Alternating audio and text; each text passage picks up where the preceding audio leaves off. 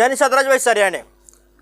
आज वाली इस वीडियो में हम लोग बात करने वाले हैं निषाद संस्कृति के बारे में। दोस्तों, इस वीडियो का टाइटल मैंने रखा है निषादों की संस्कृति। तो दोस्तों, निषादों की संस्कृति क्या रही है, ये बातें आज हम लोग इस वीडियो में बेहद ही अच्छे तरीके से जानने वाले हैं।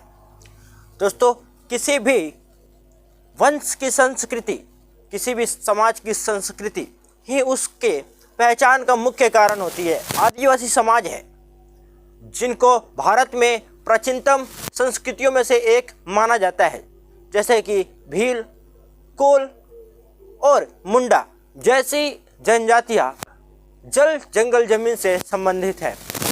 और अच्छे से देखा जाए तो इन सारी जनजातियों के जो आदि पूर्वज है वे हैं निषाद। तो कहीं ना कहीं इन सारी जनजातियों की संस्कृति या फिर संस्कृतियाँ निषाद वंश से संबंधित है। दोस्तों, मैं आप सभी को बता कि आदिकाल में सनातन धर्म के हिसाब से भी और सनातन धर्म के हिसाब से बाहर से भी, यानी कि जनजातीय रूप से भी देखा जाए तो निषाद एक बेहद ही प्राचीन जनजाति है या फिर जनजातियों का उत्पत्ति करता है। क्योंकि जितनी भी बड़ी जनजातियां आज भारत में निवास करती है, जो कि आदि क्षत्रिय शासकीय जनजातियां हैं, उन सभी के जो आदि पूर्वज है वे कहीं ना कहीं निषाद ही हैं। जैसे कि मुंडा जनजाति बिरसा मुंडा, या फिर कोल जनजाति कोलीगढ़, या फिर जितने भी भील जनजाति गोंड, कोल, किरात, ये सारी जितने भी शासकीय जनजातियां हैं उनके कहीं ना कहीं आदि पूर्वज निषाद ही थे, जो कि कई प्रमाणिक तौर पे प्रमाणित होते हैं। बड़े बड़े इतिहासकारों के द्वारा लिखित अभिलेख और शिलालेखों के अध्ययन करने के बाद ये प्रमाणित किया गया है कि कहीं ना कहीं इन सभी की उत्पत्ति निषाद वंश से ही हुई है। दोस्तों, सनातन का अंत कभी नहीं था और सनातन का शुरुआत कभी नहीं था, यानी कि सनातन शुरू से है और सनातन का अंत भी कभी नहीं है। दोस्तों, कहीं ना कहीं जो आज के समय में जनजातीय ग्रुप को अलग दिखाने का प्रयास किया जाता है, यानी कि आदिवासियों को हिंदू धर्म से अलग प्राकृतिक पूजक कहा जाता है या फिर हिंदू धर्म से डिफरेंस उन्हें माना जाता है।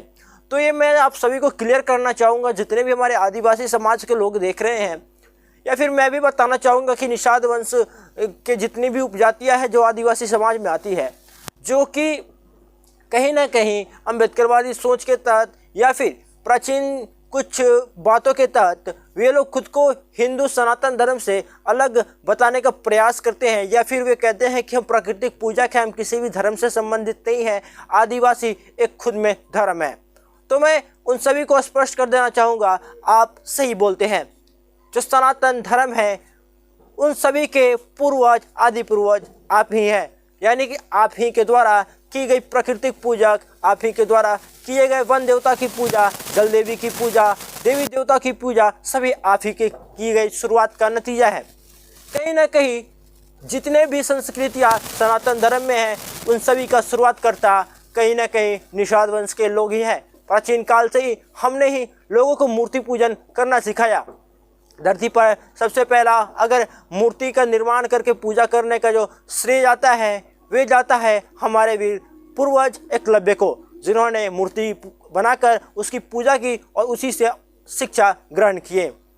और साथ ही साथ हड़प्पा सभ्यता में जितने भी प्रकार के मूर्तियों की पूजा करने की जो बातें मिलती है, जो इतिहास मिलते हैं, जो अभिलेख और शिलालेख में पुष्टि होती है बातों की, उसमें कहीं ना कहीं ये दर्शाया जाता है कि कहीं ना कहीं उस समय की जो जनजातियाँ थी, जो कि निषाद समाज से उत्पत्ति थी, और आदि पूर्वज निषादों को ही बोला जाता है, हड़प्पा सभ्यता का उसका स्थापनकर्ता उन्हीं को बोला जाता है। तो उस टाइम में शिवलिंग की पूजा की जाती है ज़्यादा से ज़्यादा, और कहीं ना कहीं जो देखा जाता है एक तरीके से महादेव को काफ़ी ज़्यादा जनजातीय समूह में पूजा किया जाता है। निषादों के एक तरह से कुल देवता के तौर पर भी कई स्थानों पर पूजा किया जाता है, और भीलों में सबसे ज़्यादा, किरातों में सबसे ज़्यादा महत्वपूर्ण अगर किसी भगवान को माना जाता है तो वह है महादेव।